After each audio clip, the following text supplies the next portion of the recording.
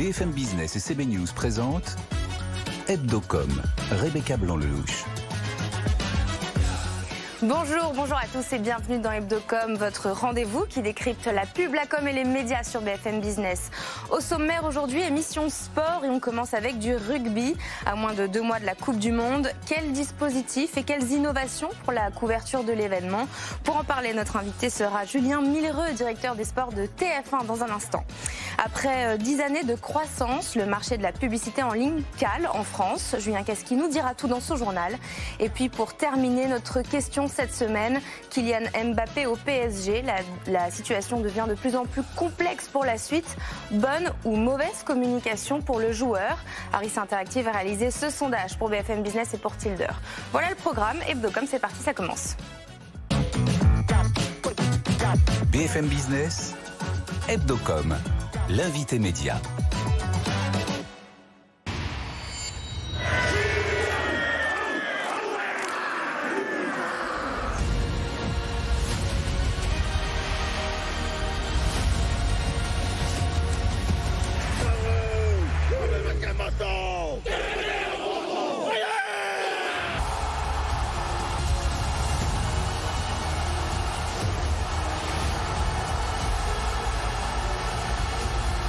Magnifique!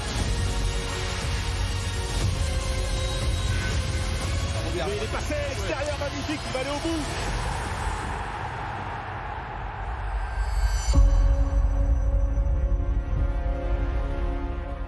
En plateau avec moi, évidemment, Frédéric Roy, rédacteur en chef de CB News. Salut Fred. Bonjour Rebecca. Et notre invité aujourd'hui, c'est Julien Millereux. Bonjour. Bonjour Rebecca. Merci d'être avec nous. Vous êtes directeur des sports chez TF1. TF1 a donc présenté son dispositif de diffusion de la prochaine Coupe du Monde de rugby, J-57. Avant le match d'ouverture, la chaîne diffusera les 20 meilleures rencontres, 2 duos de commentateurs officieront, un magazine après chaque match avec une nouvelle présentatrice notamment et un dispositif très costaud sur le digital avec des nouveautés, des innovations. On y reviendra après. Julien Millereux, quelles sont les coulisses un peu de cette préparation et quels sont vos enjeux principaux ? Alors les coulisses, déjà, il faut savoir que c'est des événements qu'on prépare des mois à l'avance. Vous en avez parlé, il y a eu le recrutement évidemment d'Isabelle qui rejoint le groupe TF1 et qui démarrera sur la Coupe du Monde de rugby. C'est sa spécialité, on est ravis de l'accueillir. Mais c'est le recrutement des consultants, aller caster qui sont les meilleurs visages. Il y a pas mal de joueurs qui viennent de prendre leur retraite, notamment Johan Huget qui nous rejoindra, Marjorie Mayence qui était en équipe de France, qu'on est ravis d'accueillir. Et puis on a un mix d'anciens avec Christian Califano qui était là avec nous déjà, Benjamin Kaiser, Yannick Nyanga et puis Frédéric Michalak qui est un des visages les plus connus. Donc voilà, c'est des gens avec qui on prend contact des mois en avance, qui sont évidemment attirés par le fait de vivre une Coupe du Monde sur TF1. A fortiori, elle se déroule en France, donc pour eux, c'est extrêmement réjouissant. Qu'attendez-vous concernant les audiences? Parce qu'en 2019, c'était pas terrible, ça avait fait la moitié, 2 fois moins qu'en 2015. Qu'attendez-vous des audiences pour cette Coupe du Monde à la maison? Alors déjà 2019, forcément la Coupe du Monde se déroulait au Japon, donc c'était un peu plus compliqué en raison du décalage horaire et des matchs. Les 15 de France se portaient un peu moins bien qu'aujourd'hui. Aujourd'hui on a de grandes attentes parce qu'une Coupe du Monde de rugby c'est toujours un événement exceptionnel. On a un 15 de France qui performe de manière excellente depuis 2 ans. Il reste sur 17 victoires sur leurs 18 derniers matchs. Donc forcément il y a un espoir et on n'a jamais été aussi près des meilleures nations de la victoire. Après ça reste du sport, mais en tout cas on a vraiment une génération exceptionnelle. On a un match d'ouverture France-Nouvelle-Zélande pour les fans de rugby et pour le grand public. Je pense qu'on ne peut pas rêver meilleure bande-annonce ou teaser. J'ai envie de dire, toutes les étoiles sont alignées. C'est en France, c'est dans toutes les régions. Petite parenthèse, c'est quand même le premier événement de cette ampleur en période post-Covid où les gens vont pouvoir se réunir, vibrer ensemble dans toutes les régions françaises. Donc nous, on a beaucoup d'ambition. On ne se risque jamais à communiquer des estimations d'audience. Mais on regarde en 2007, il y a déjà eu une Coupe du Monde de rugby sur notre sol. La demi-finale France-Angleterre, elle avait fait 18,3 millions de téléspectateurs. Donc c'est en 2011, la finale était en Nouvelle-Zélande, donc tôt le matin à 10h. C'était 15 millions de téléspectateurs pour 82,3% de part d'audience. Donc ça reste des scores exceptionnel. Voilà, donc nous on a beaucoup d'ambition, on sera comme toujours porté par les performances de notre équipe de France. Et comment est-ce qu'on fait monter à l'antenne en pression l'avant Est-ce que vous avez déjà des teasers pour justement pour faire, enfin pas seulement faire monter l'audience, mais bon. Vous avez raison, c'est extrêmement important de préparer les Français et de leur faire savoir que cette Coupe du Monde existe, parce que encore une fois, on est sur TF1, nous notre vocation, notre ambition, c'est de rassembler un maximum des Français, et on parle de millions, de dizaines de millions de téléspectateurs. Donc ça va bien au-delà du fan de rugby, du fan de sport qui lui ou elle sait que cette Coupe du Monde est là. Voilà. Donc on a commencé au lendemain, même le jour de la finale de la Coupe du Monde de foot, puisque on a pris parti de dire c'est d'une Coupe du Monde à l'autre quelque part, et notre bande-annonce qu'on a pu voir sur votre antenne est passée sur l'antenne de TF1 le jour et le lendemain de la finale de la Coupe du Monde de football. Donc on a commencé à préparer tout ça. On aura également, et on a déjà des sujets dans nos journaux télévisés, on s'appuie beaucoup sur le 13h, sur le 20h, sur les rendez-vous d'information du groupe, qui sont extrêmement puissants, et qui jouent aussi la proximité, Coupe du Monde en France, les régions, les terroirs qui sont mobilisés, donc c'est très TF1 et très 13h. Donc les journaux nous aident à la fois pour évangéliser aux règles du rugby, ce qu'est le rugby, faire connaître aussi des visages, parce qu'il faut incarner aussi, c'est vrai que les joueurs de rugby sont probablement moins connus que les joueurs de football, donc c'est aussi notre mission de les faire connaître, et puis aller expliquer comment la France se prépare à accueillir le monde du rugby, les champions du monde sud-africains qui vont arriver à Toulon, ou d'autres nations qui vont être accueillies dans d'autres régions françaises. Donc voilà, ça participe à faire monter en puissance énormément de bandes annonces. Et puis un documentaire la veille du match d'ouverture exactement, qui sera diffusé le 7 septembre dans la foulée du match de football France-Irlande, et qui nous permettra pendant 1 heure de se plonger en immersion dans la préparation du 15 de France tout le mois de juillet et tout le mois d'août. Voilà. Et puis aussi, vous avez en exclu Fabien Galtier, le sélectionneur de l'équipe des Bleus, qui viendra annoncer la liste des 33 au journal. Et exactement, le 21 août dans le 13h de Marie-Sophie Lacaro. C'est un rendez-vous important, on le fait sur les grandes compétitions de football avec Didier Deschamps. Là, on le fera dans le 13h de Marie-Sophie. Comment ça s'organise ? Avec la Fédération française de rugby, avec laquelle on a un partenariat qui inclut un caméraman TF1 dans le groupe pour faire vivre ces moments-là aux téléspectateurs. Le fait que le sélectionneur vienne, je pense que c'est un rendez-vous important aussi pour les Français, pour marquer vraiment le début de cette Coupe du Monde. Ouais. Exactement. On va le faire, alors je ne peux pas vous en dire plus, mais sous une forme un peu plus originale que ce qu'on a l'habitude de faire.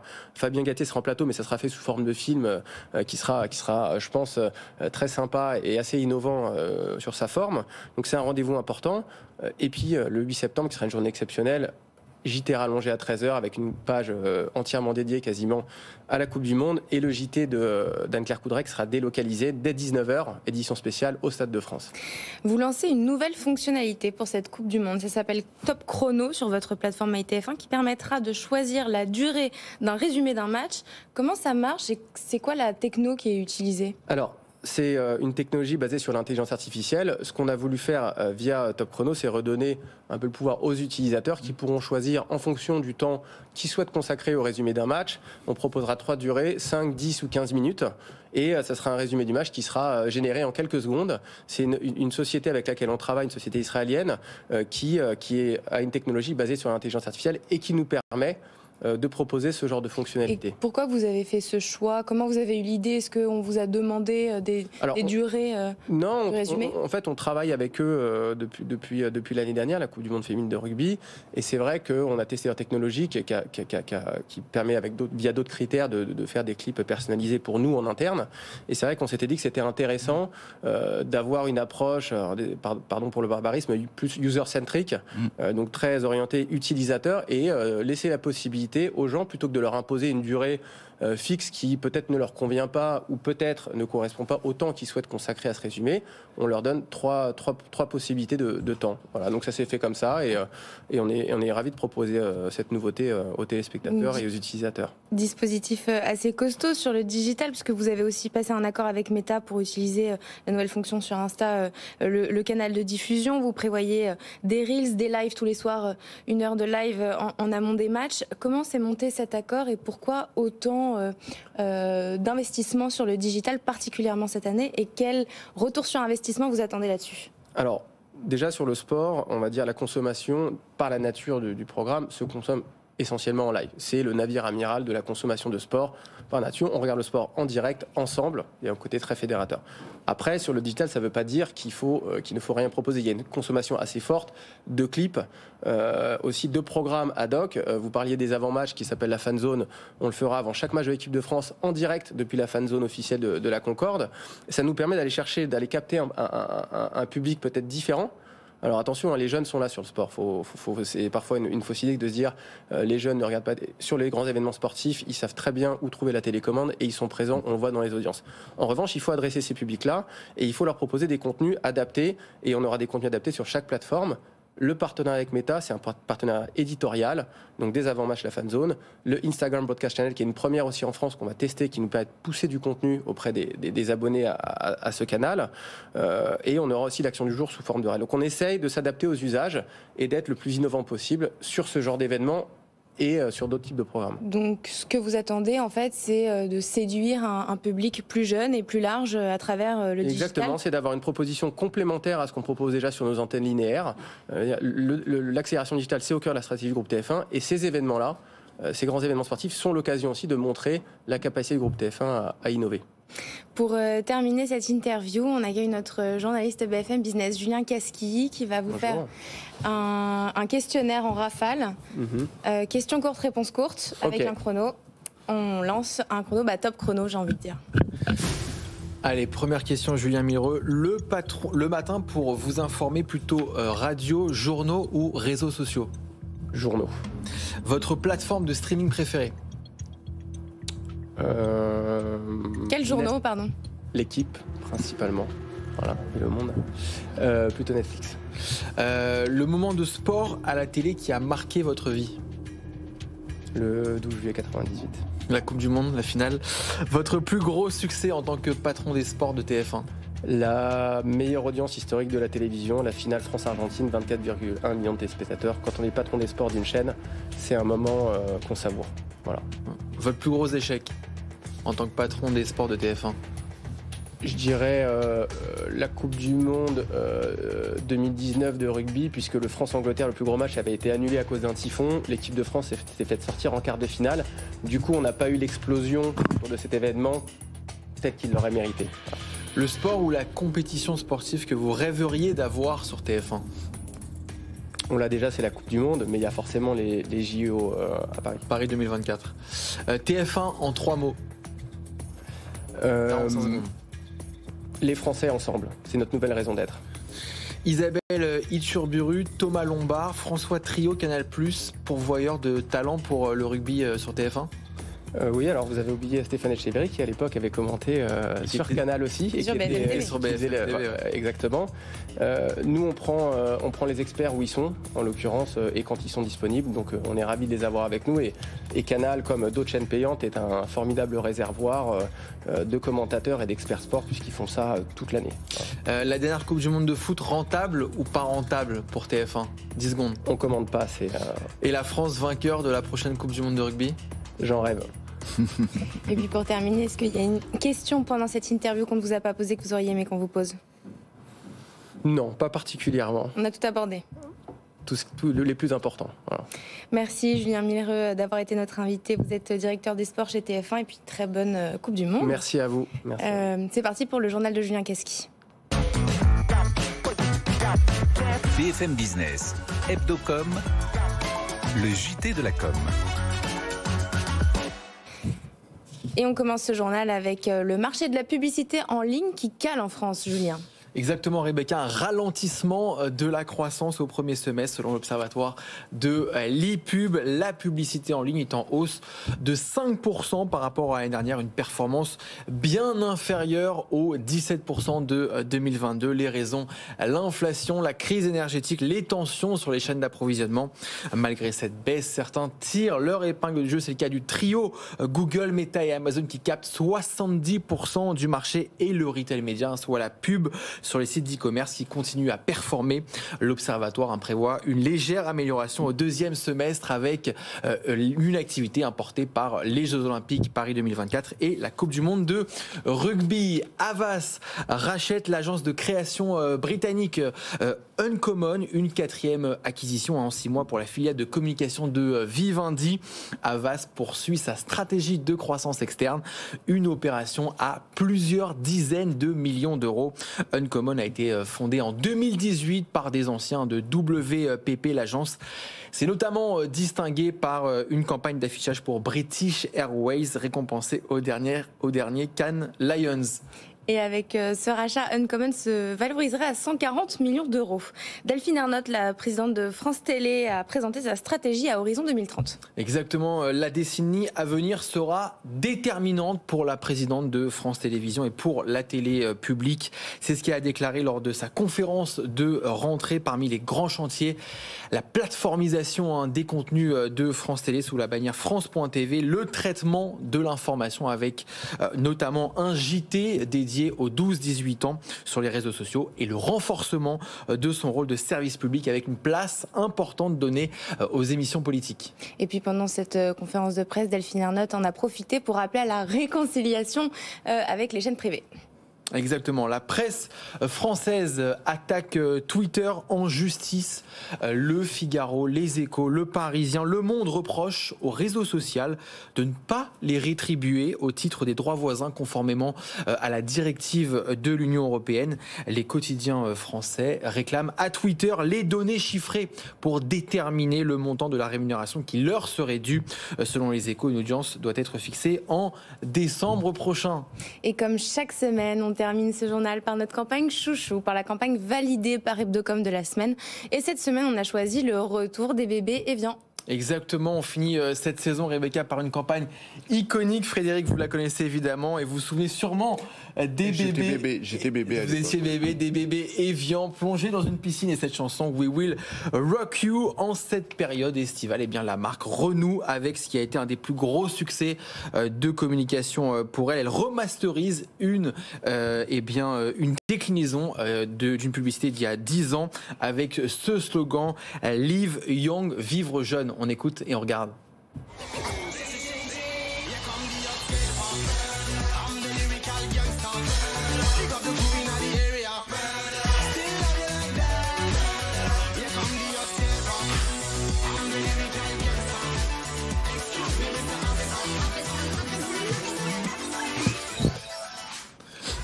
Voilà, Evian veut révéler la jeunesse qui est en nous. Ces spots seront déployés à partir de la semaine prochaine en télé, en digital et en affichage. Elle a évidemment été conçue par une certaine agence qui s'appelle BETC. Voilà. On ne connaît pas du tout. Pas du tout. On n'en a jamais parlé. Merci Julien Casqui pour le journal. C'est parti pour le Focuscom. BFM Business, Hebdocom, le Focuscom. 6 ans cette année que Kylian Mbappé est au PSG. La situation devient de plus en plus complexe pour la suite du parcours du joueur. Va-t-il quitter le PSG pour le Real? Quelles négociations, quels enjeux dans ce contexte? On a donc voulu se demander cette semaine quel regard les Français portent sur Kylian Mbappé en ce moment.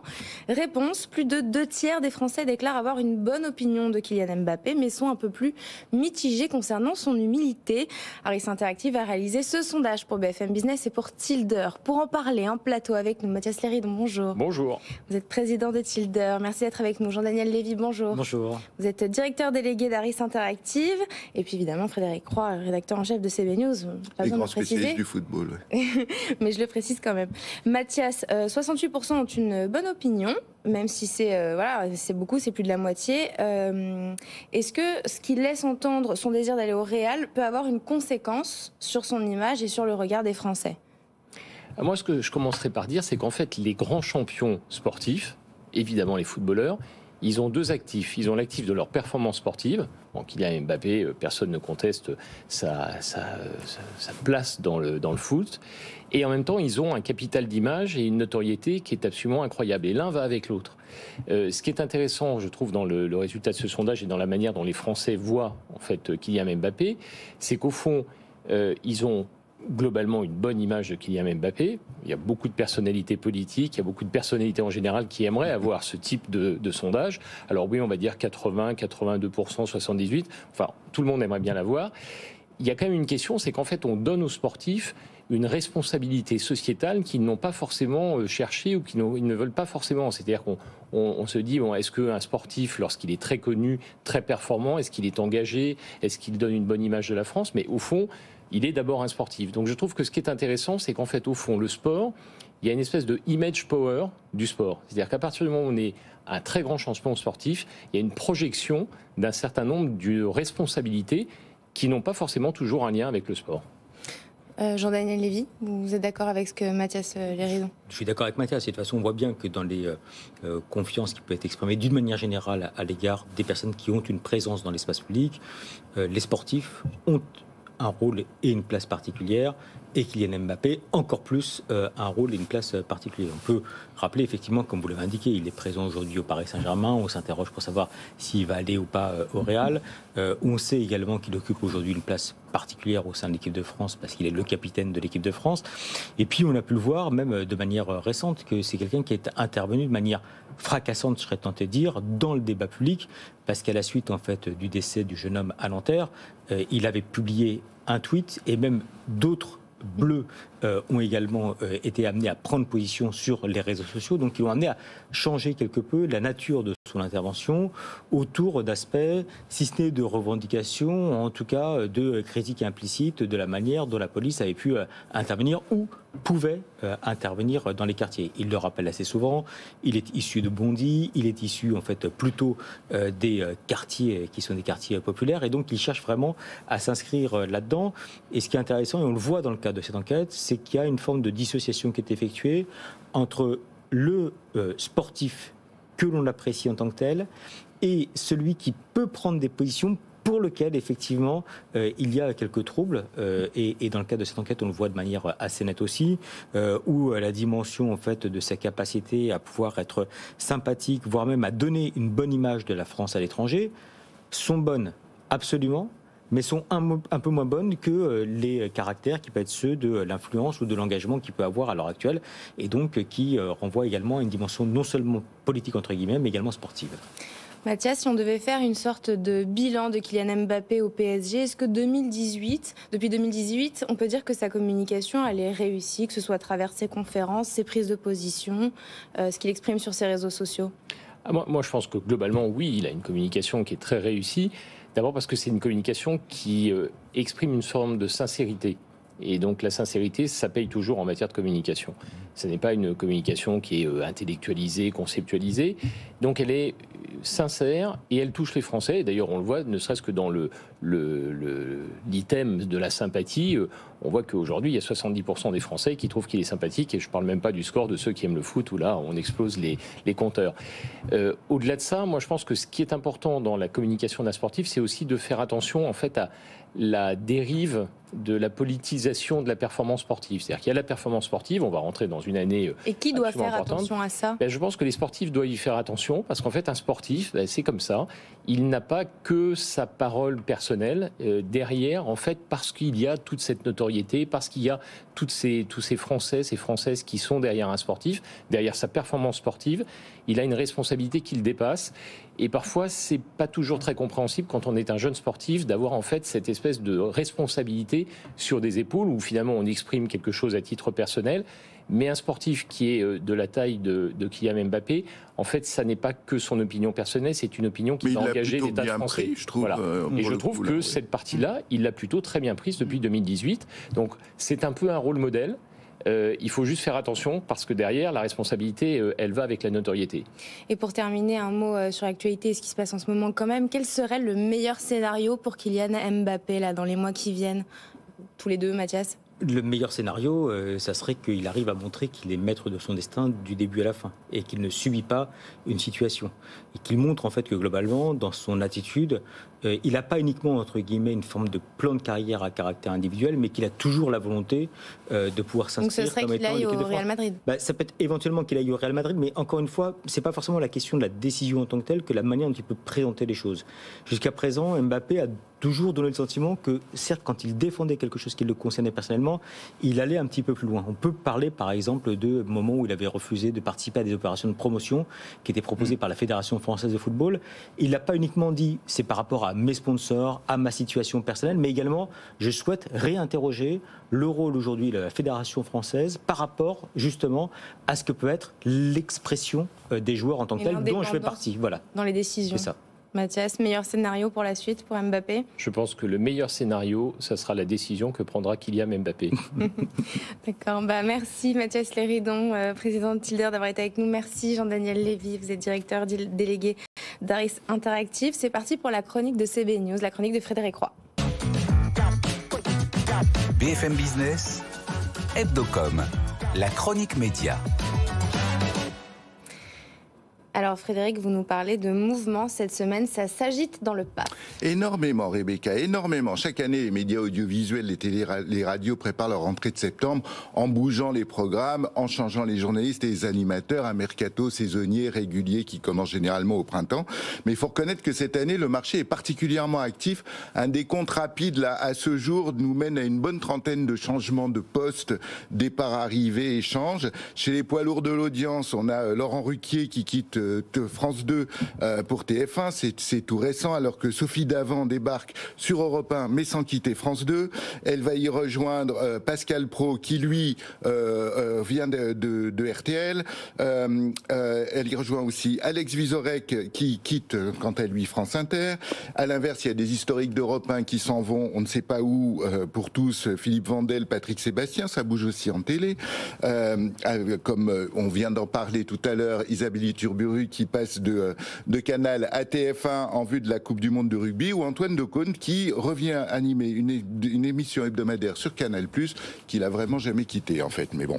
Et il n'y a pas que des transferts, il y a aussi des nouveaux entrants. Il y a des nouveaux entrants comme Ségolène Royal qui intègre l'équipe de Touche pas à mon poste sur C8, l'ex-candidate à la présidentielle qui rejoint ainsi une corde de politique qui trouve facilement une seconde vie médiatique, et puis pour les chaînes c'est aussi également un avantage, un bon moyen de continuer à s'exposer sans prendre trop de responsabilités, ce qui est sans doute plus confortable que dans les ministères, mais pas beaucoup plus sûr sur le plan de la sécurité de l'emploi. Et puis il y a aussi ceux qui changent de métier, comme Jérôme Casadieu, qu'on avait reçu ici en tant que directeur de la rédaction de l'équipe, et qui va devenir directeur de LFP Média, qui est la filiale commerciale de la Ligue professionnelle de football. Ça reste sportif, mais c'est pas le même métier. Est-ce que la presse écrite est également concernée par tous ces mouvements? Par ricochet, en fait. On voit ainsi Jérôme Chapuis, qui est directeur de la rédaction de La Croix, qui va remplacer Marc Fauvel pour la matinale de France Info. Marc Fauvel qui, lui, part diriger la rédaction de France Inter. Tous ces mouvements donnent un peu le tournis quand même. Oui, bien sûr, Rebecca, et surtout que j'ai pas eu le temps de tout vous dire et que c'est certainement loin d'être fini. Quant à nous sur Hebdocom, puisqu'il s'agit de la dernière émission de la saison, je ne peux que nous souhaiter de nous retrouver en septembre avec Julien, bien sûr. Merci Frédéric Roy de m'avoir accompagné toute cette année, d'avoir été à ma droite. Merci Rebecca de m'avoir toute l'année, cette saison. Merci à tous de nous avoir suivis évidemment, et un grand merci à Alban, à Flo qui sont aux manettes, à Julien Casqui, mon binôme évidemment, et à toute la direction de BFM Business pour la confiance. Très très bel été à tous sur BFM Business, et puis on se retrouve à la rentrée. Hebdocom sur BFM Business.